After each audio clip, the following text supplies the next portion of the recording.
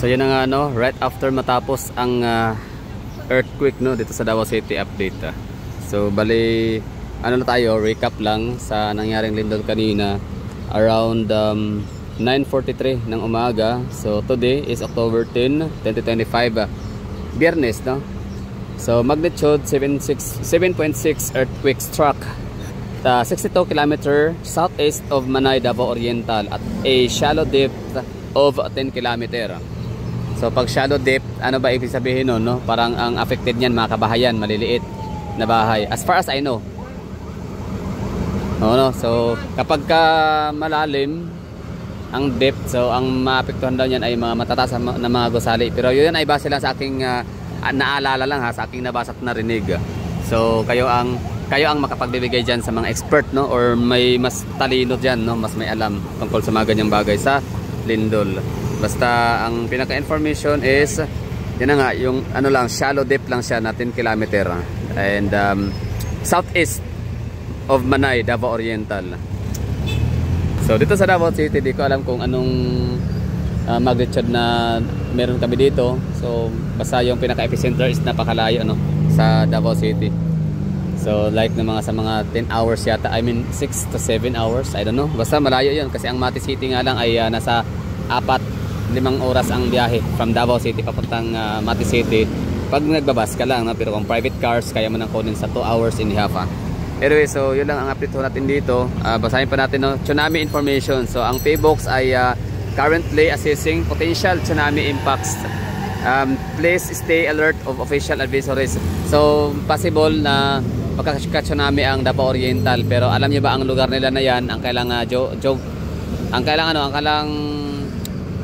tawag dito, yung forma ng lupa nila ay ano siya, hindi siya flat hindi siya flat terrains. Ang kailangan, in fact ang kanilang mga shorelines ay more on sila, bangin talaga siya no. So kantilado.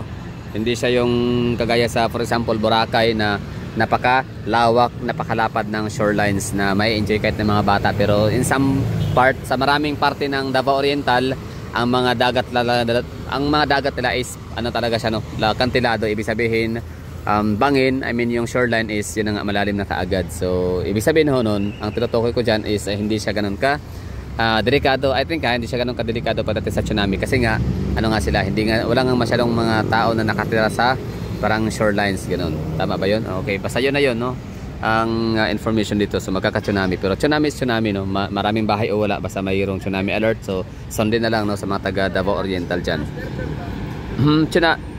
Meron naman ditong okay, yun so kanina talagang na-witness ho natin. Andiyan naman sa natin uploaded video around 9:43 pala yun no, pero syempre pagkaalala ko like mga 10:50 something kasi nga nag-upload ako, so hindi ko na masyadong pansin yung relo ang orasan. Pero yun lang, bali ang masasabi ko bilang taga Davao na naka-witness no, first hand sa nangyaring lindol na yun na 7.6 magnitude, na kung saan napakalakas ho nun. Mas malakas ho siya sa lindol ng Bogo, Cebu. So sana nga ngayon sa Manay area or sa Davao Oriental, sana walang mga napinsala, walang namatay no, sana walang mga nasirang buhay.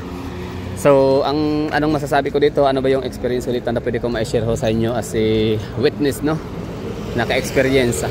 So yun, bali natutuwa ko dito sa DMCI kay Consonhino sa Vernon Park condominium kasi hindi siya lang siya, nasiswing lang no. Although may mga nag-comment naman dyan ngayon na wala daw magagawa ang mga Duterte. Kumbaga the government and even the Dutertes have nothing to do with the condominiums kasi yun na ay mga private properties and private entities. Pero ulitin ko lang ha, na meron kasi pag ikaw ang gobyerno, ikaw ang mayor, ikaw ang executive, ikaw yung boss no.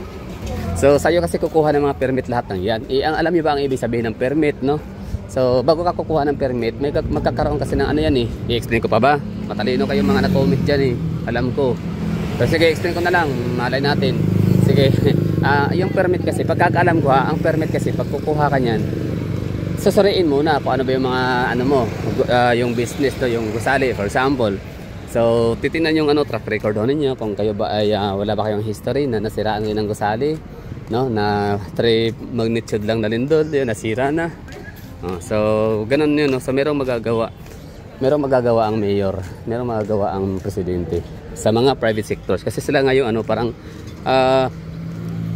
sila yung mag-i-implement ba ng batas. Kasi ang ginawa ng gobyerno, ang gagawin talaga ng gobyerno is para ma-secured ang safety ng taong bayan. So ngayon, kung sabihin niyo na walang magawa ang walang kinalaman ang mga Dutertes o kung sino mga nasa gobyerno para sa mga private properties, meron ha. May kakayahan nga sila magpasara, di ba? Kasi nga hindi nga sumunod sa tamang proseso, tamang protocol, safety measures. So meron silang kakayahang magpasarado kasi sila nga ang nasa kapangyarihan. So pinasasabi niyo walang magawa ang mga Duterte, walang magawa ang gobyerno. Baka bangag kayo, baka bangag. Kung bangag talaga ang presidente, pag bangag ang mayor, panigurado, walang magagawa yan. Nothing to do. Kaya hindi niya alam kung ano nangyayari sa bansa.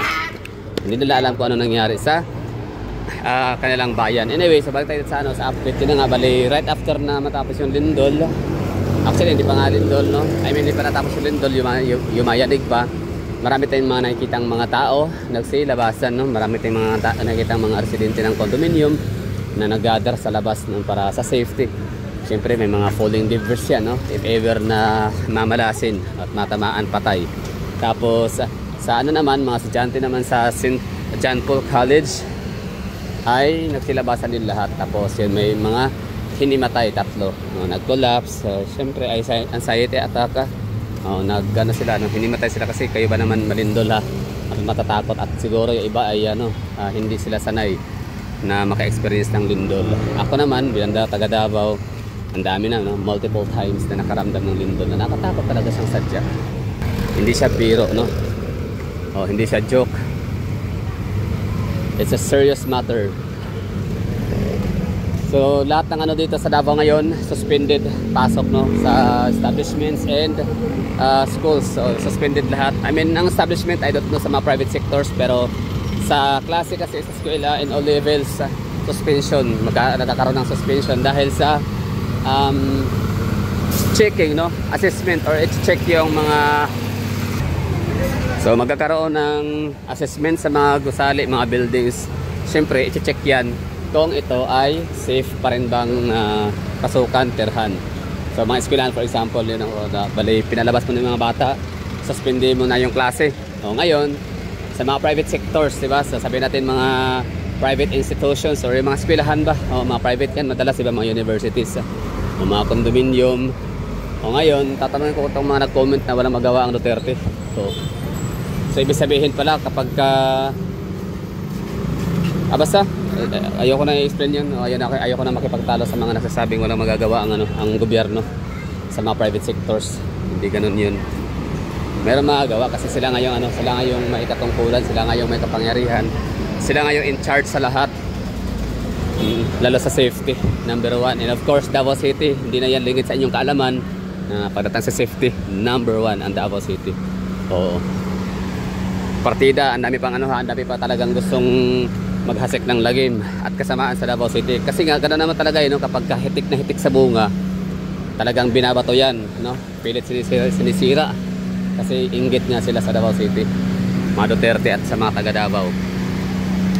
So yun, bali siya, ayan na yung update natin dito. So nakita nyo naman na ang ganap dito, like safe ang mga taga Davao dito sa area sa vicinity na aking kung saan ako nakapag-vlog right after na nangyari ang lindol.